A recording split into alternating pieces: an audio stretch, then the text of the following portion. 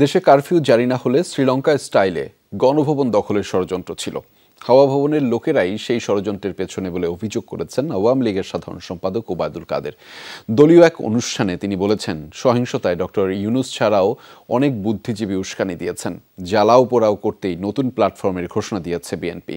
Ceylon family ব্লেন্ডের কড়ালিকার আর সতেজ স্বাদের perfect ব্লেন্ডে স্বপ্নেরা মিলুক টানা। ঢাকা জেলা আওয়ামী লীগ কার্যালয়ে দুস্থদের মাঝে খাবার বিতরণ করে আওয়ামী লীগ। সেখানে দলের সাধারণ সম্পাদক ওবায়দুল কাদের বলেন, শ্রীলঙ্কার মতো ক্ষমতা দখলের পরিকল্পনা করা হয় লন্ডন থেকে। ক্ষমতার জন্য আজকে লন্ডনে পলাতক এবং গণঅভ্যুত্থান ঘটিয়ে শ্রীলঙ্কা স্টাইলে প্রধানমন্ত্রীর বাড়ি দখল করার টার্গেটও ওই রাতে ছিল যদি কারফিউ জারি না হতো। ওবায়দুল কাদের বলেন, দেশে বিদেশে বিবৃতি যুদ্ধ চলছে। এর পেছনে দেশের কয়েকজন বুদ্ধিজীবী এবং ডক্টর ইউনূস। সহিংসতায় তাদের উস্কানিও রয়েছে।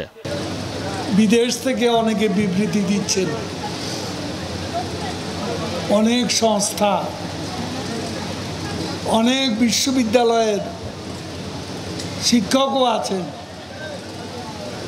কারা অর্গানাইজ করছেন আমরা জানি।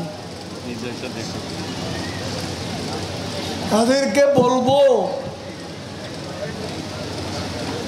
কারো প্ররোচনায় বিবৃতি না দিয়ে এখানে এসে মেট্রো রেলের ধ্বংসলীলা দেখুন। বিবৃতি যুদ্ধ চলছে দেশে বিদেশে, যেখানে আজ 111-এর মতো কুশীলব ডক্টর ইউনূসও যোগ দিয়েছে। আওয়ামী লীগের সাধারণ সম্পাদক মন্তব্য করেন, আওয়ামী লীগ আক্রমণকারী নয়, বরং আক্রান্তই হয়েছে। আমি চ্যালেঞ্জ করছি, সেনাবাহিনী কোথাও একটা গুলিও ছোড়েনি, একটা গুলিও ছোড়েনি, অথচ অপবাদ দেওয়া হচ্ছে আমরা যেন হাজার হাজার মানুষ মেরে ফেলেছি। ওবায়দুল কাদের বলেন, প্রধানমন্ত্রী মায়া কান্না করতে নয়, বিবেকের তাড়নায় হাসপাতালে ছুটছেন এবং নিহতদের পাশে দাঁড়াচ্ছেন। মনিরুল ইসলাম, যমুনা নিউজ, ঢাকা।